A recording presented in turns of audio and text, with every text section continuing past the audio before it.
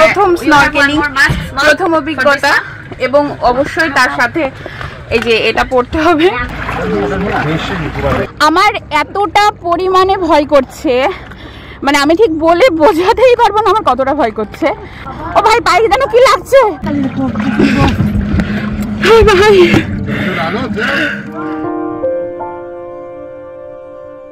নমস্কার, আমি মৌসুমি। বড়দের প্রণাম আর ছোটদের স্নেহ জানিয়ে শুরু করছি থাইল্যান্ডের বিশেষ এই ভ্লগ। কয়েকদিন হলো আমরা ব্যাংকক থেকে থাইল্যান্ডের ছোট্ট একটা দ্বীপ কো সামুইতে এসেছি। এই হলো আমাদের রিসর্ট। এখানে আসার কয়েকদিন পর এই প্রথম আমরা থাইল্যান্ডের বৃষ্টির সম্মুখীন হলাম। রুমের একটা কোনায় সপ্তর্ষক খুঁজে পেল দুটো বড় বড় ছাতা। কিছুক্ষণ অপেক্ষা করলাম, ওদিকে ব্রেকফাস্টের সময়ও পেরিয়ে যাচ্ছে। আমাদের জন্য তো আর অপেক্ষা করবে না, তাই ভাবলাম থাক, এইভাবে ছাতার তলাতেই না হয় আমরা ব্রেকফাস্টের উদ্দেশ্যে যাই। আমাদের রিয়ানবাবুর থেকে কয়েক গুণ বড় এই ছাতা, অথচ ও নাকি একাই নেবে। আস্তে আস্তে দেখি ওদিকে বৃষ্টি থেমেও গেছে, চারপাশ পুরো ভেজা। মনোরম একটি দৃশ্য উপভোগ করতে করতে ব্রেকফাস্টে কাউন্টারে গিয়ে পৌঁছলাম। কোনো জায়গায় ঘুরতে গিয়ে যে কোনো হোটেল বা রিসর্টে থাকার সবচেয়ে মজার ব্যাপারটি হলো এই কমপ্লিমেন্টারি ব্রেকফাস্ট। মানে শরীর যতই ক্লান্ত থাক, ঘুম না ভাঙুক, ফোনে অ্যালার্ম দিয়ে ঘুম ভাঙাতে হবেই হবে, কারণ এই কমপ্লিমেন্টারি ব্রেকফাস্ট কিছুতেই মিস করা যাবে না। তার ওপরে খাবার দাবার যদি সত্যি সত্যি টেস্টি হয় তাহলে তো হয়েই গেল, মনে হবে পয়সা ওয়াসুল পুরো। থাইল্যান্ডে আসার বহুদিন আগে থেকে মনে মনে ভাবছিলাম জীবনে যদি কোনোদিন সুযোগ হয় এই হলুদ তরমুজ খাবো।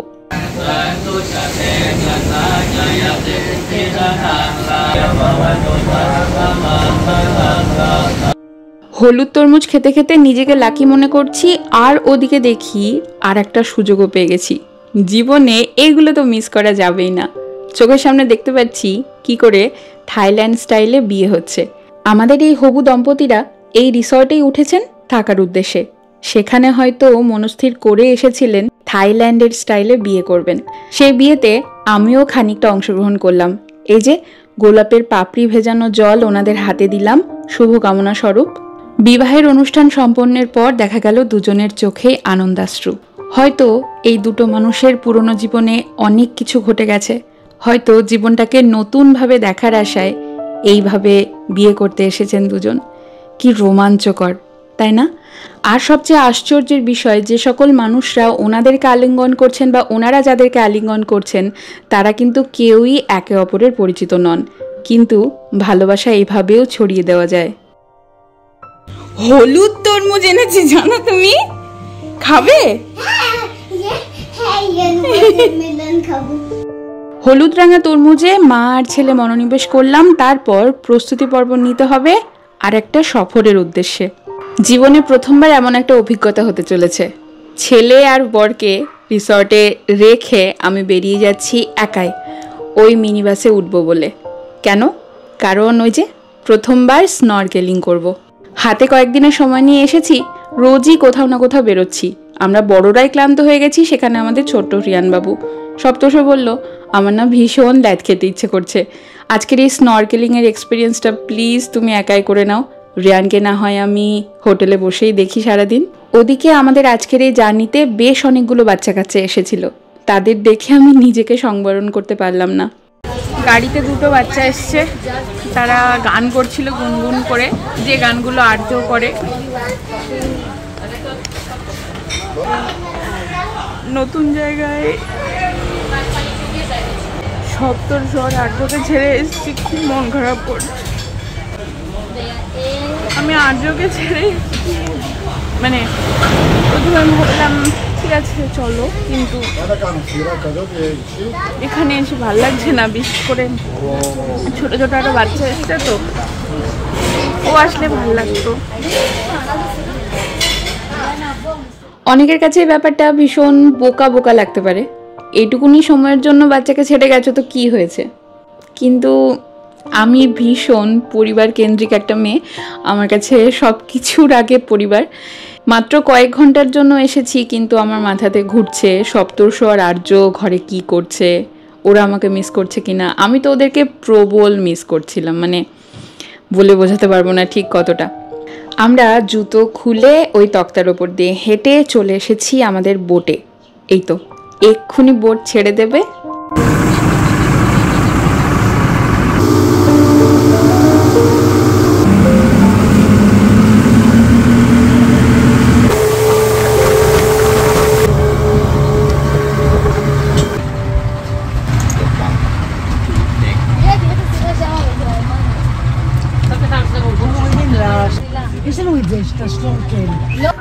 আপাতত এইরকম অবস্থা, আমার পুরো প্যাকড হয়ে গেছি।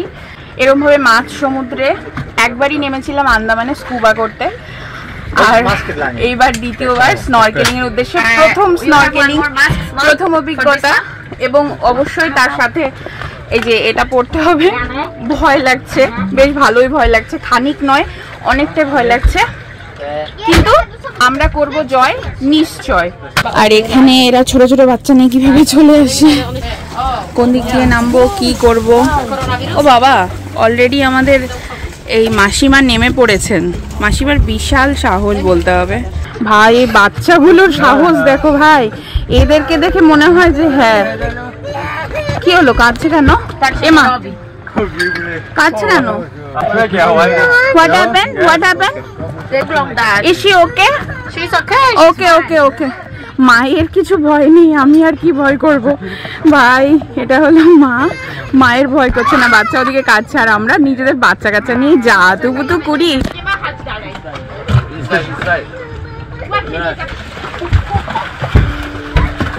বিশাল চাপ হয়ে যাচ্ছে, বমি এসে যাচ্ছে। আমার একটা বমি টেন্ডেন্সি আছে, জন্মগত স্বভাব। এই নাক দিয়ে শ্বাস বন্ধ রেখে মুখ দিয়ে শ্বাস নেওয়া, বমি এসে যাচ্ছে।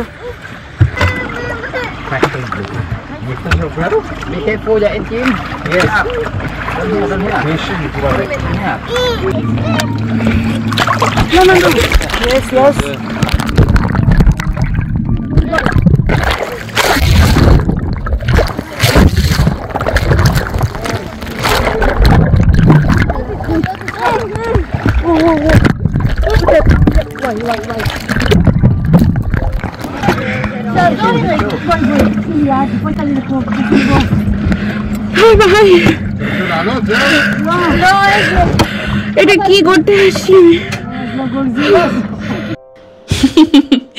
ভালো মানুষ স্নরকেলিং করতে এসেছে, এমনিতেই জন্মভীরু, একটু কিছুতেই ভয় পেয়ে যায়, তার উপর এরকম মাছ সমুদ্রে নামিয়ে দিয়ে বলছে যাও সাঁতার কাটো, ভাসো।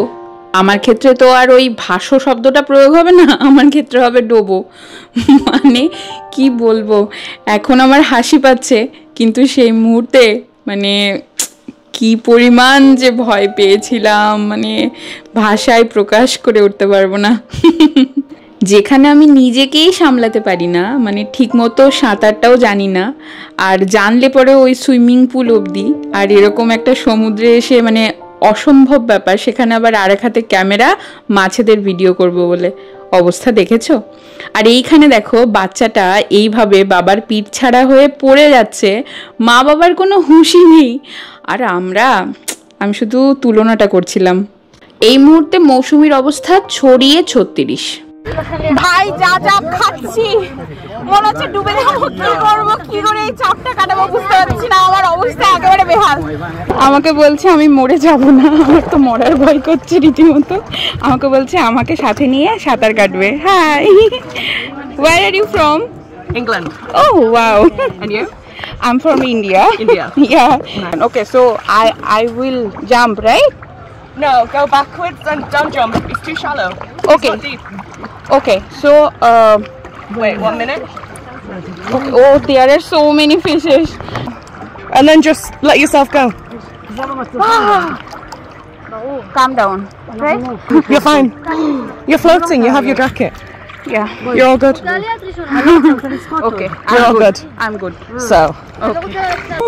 you're good. I'm good. Yeah. আজকে আমার জীবনের রক্ষাকর্তা, what is your name? Shannon.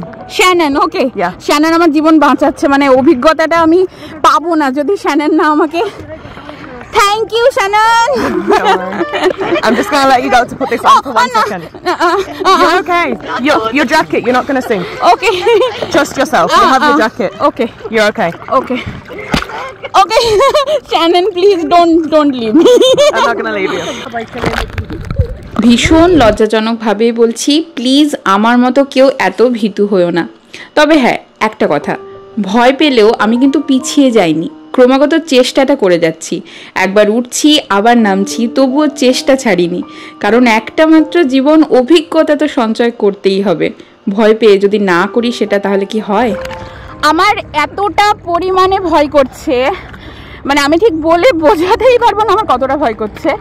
তারপরে আমাকে শ্যানন সাহায্য করলো, আর আমাকে এরকম একটা জিনিস ফেলে দেওয়া হলো যেটাতে আমি এখন মাঝ সমুদ্রে রীতিমতো ডুবছি। মানে আমার মতো ভীতু মনে হয় এখানে আর একটা পিসও নেই, আমি একাই আছি। করছি কিছু সঞ্চয় করছি, মানে এখন গোল গোল করে ঘুরে যাচ্ছি, আমি নিজে ঘুরছি না কিন্তু এই জিনিসটা ঘুরছে তাই আমি ঘুরছি। ও ভাই পায়ে যেন কি লাগছে। Seaweed. Seaweed? It's seaweed. Okay. Seaweed. Okay. Your guy. Yeah, thank you. আমাকে আরেকজন বাঁচাতে চলেছে, আমাকে এখন দুজন বাঁচাতে এসছে মাঝ সমুদ্রে, এই একজন আর আরেকজন।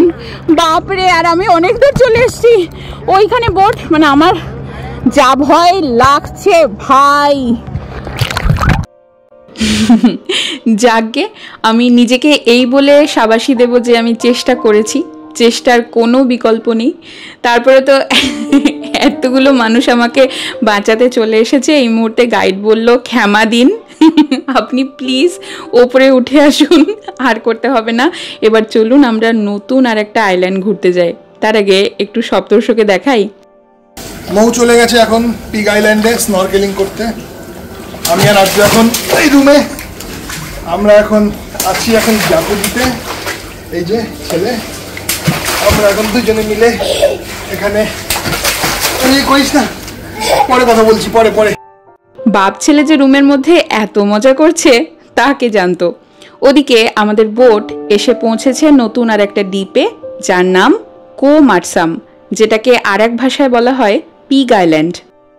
বলছে যে 2 ঘন্টা এখানে থাকতে পারবো। এখন ওই 4টার কাছাকাছি বাজে, বলছে 6টার মধ্যে এখানে ফিরে আসতে হবে। ভাই আমি 6টা অবধি থাকতেও চাই কিনা, মানে পুরো অজানা শুধু জায়গা না, দেশে আর অচেনা মানুষদের সাথে একা আমি 2 ঘন্টা থাকবো এখানে। এসেছি পিগ আইল্যান্ডে, মানে বরাহ নন্দনদের দ্বীপে। এই যে হ্যালো, তোমার তো বাংলা বললে বুঝবা না, ইংরেজিতেই কইতে হবে না। Hello, hi. এই বাচ্চাটাকে দেখো কি সুন্দর করে আদর করছে। এবার এটা বাকি ছিল, এখানে মুরগিও আছে। কি খবর দিদি? খবর কি? পালান কেন? ভালোই তো প্রেম করছো, হ্যাঁ? কর্তা কিন্নি মিলে। আর আমার কর্তাটাকে আমি হোটেলে ফেলে এসেছি। ওরে বাবা রে, এটা কি? আরে ভাই রে ভাই, এটা কত বড় দেখতে। ও মা, সব সাইজের রয়েছে তো। বাচ্চাটা ভয় পেয়ে যাচ্ছে ভাই।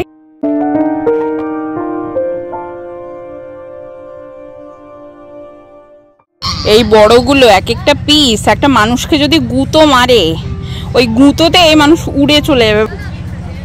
চারিদিকে শুয়োরে শুয়োর। এইটার সাইজ দেখো একবার।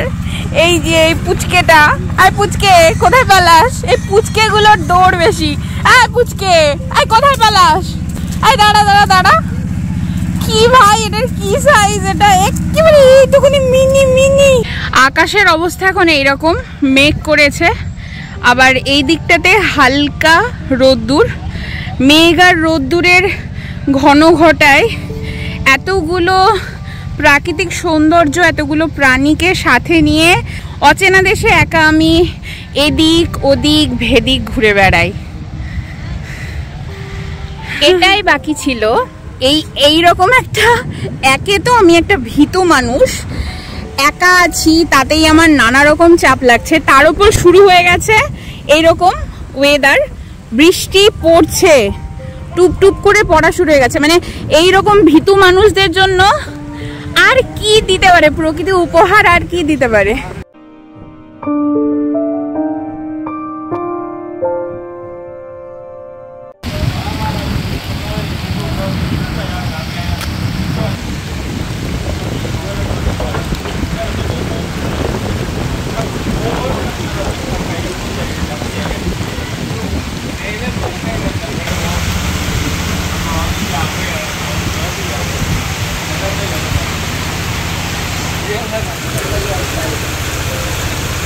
হালকা হালকা বৃষ্টি পড়ছে, একটা ছাউনিতে বসে রয়েছি, তার সাথে রয়েছে সুন্দর হাওয়া, সমুদ্রের মিষ্টি গর্জন, এত সুন্দর পরিবেশ। ছোট থেকে বড় হওয়ার সময় আশেপাশে ওই গ্রামের বাড়িতে কত শুয়োরছানা দেখেছি, আর এখানে ভিনদেশে এসে দেখি পর্যটকদের আকর্ষণ করার জন্য একটা দ্বীপ ভর্তি শুয়োর রেখে দিয়েছে। কতক্ষণ সমুদ্রে নেমেছিলাম, তারপরে এখানে শুয়োরের পেছনে দৌড়োদৌড়ি করে বেড়াচ্ছি। খুব খিদে পেয়ে গেছে, খাবার অর্ডার দিলাম এখানে একটা শ্যাকে। ওদিকে 5টা বাজতে চললো, 5টা বাজে একদম সেই সকালে ব্রেকফাস্ট করেছে আর কিচ্ছু খাইনি। সবাই খাচ্ছে চোখের সামনে, আমার এত খিদে পেয়েছে। এখানে খাবার এসে গেছে, ফ্রাইড নুডলসের সাথে চিকেন এবং তার সাথে এখানে একটা চিলি সস মতো দিয়েছে লেবু। বলে না যে খিদে পেলে বাঘেও ঘাস খায়।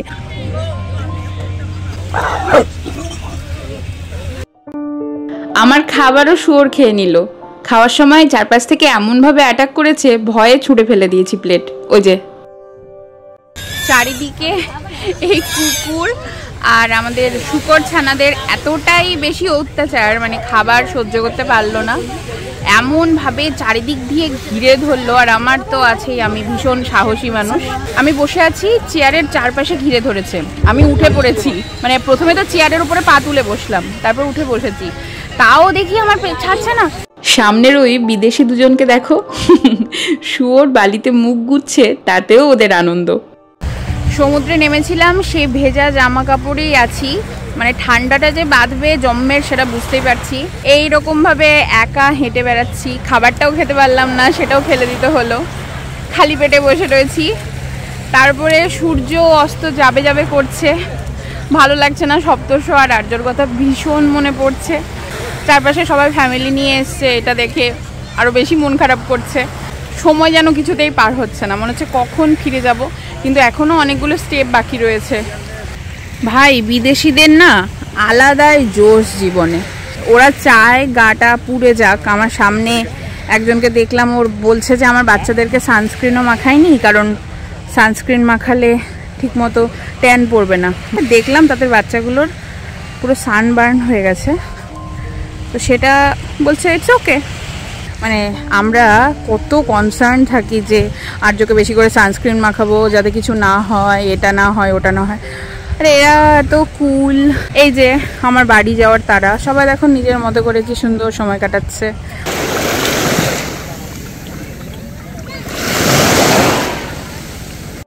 হাতে 6-7 ঘন্টা সময় নিয়ে বেরিয়েছিলাম, আর আশা রাখছি 1.5 ঘন্টার মধ্যে বর আর বাচ্চার কাছে পৌঁছে যাব। বোটে সবার আগেই চলে এসেছি, আমার আর দেরি সইছিল না, কতক্ষণে রিসর্টে পৌঁছবো।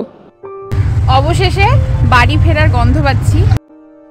যদি আরেকটু খোলা মনে বেরোতাম তাহলে হয়তো আরো বেশি মজা করতে পারতাম, কিন্তু হ্যাঁ, আমি অনেক বন্ধু বান্ধব জোগাড় করতে পেরেছি পৃথিবীর নানান প্রান্ত থেকে। এই যে যেমন মা মেয়ে ছিল, এছাড়া ওই শ্যানন, তাছাড়া আরো আছে। পৌঁছে গেছি। জায়গা বিশেষে আমি এত মন খুলে মিশতে পারি, এত ভালো বন্ধুত্ব হয়ে যায়। এই যে ইনি, আমি যাকে মাসিমা বলছিলাম, সত্যিই আমার মায়ের বয়সী, তাই মাসিমা। উনি আমাদের ছবি দেখে বলছেন, ওমা এত মিষ্টি একটা পরিবার, কত খোলা মনে নিজের মনের ভাব প্রকাশ করছেন। তারপর সারাটা দিন পর খাবার এলো চোখের সামনে। সত্যিই সারাটা দিন না খেয়ে আছি, তার উপরে এত পরিশ্রম হয়ে গেছে, ভীষণ খিদে পেয়েছিল। খাবারগুলো যথেষ্ট সুস্বাদু ছিল। আমার আরেকজন বন্ধু হয়েছে লন্ডন থেকে, লন্ডন পোল্যান্ডের কিন্তু থাকে লন্ডনে, দুটো যমজ বাচ্চা, এর নাম হলো আটলান্টিস আর এটা হলো Iris. And what is your name? Dagmara. Dagmara. Say hi everybody. এই হঠাৎ বন্ধুগুলোকে ওখানেই সারা জীবনের মতো ছেড়ে আসতে হলো, তবে সামনে দেখা মিলল আমার সবচেয়ে কাছের দুটো বন্ধুর।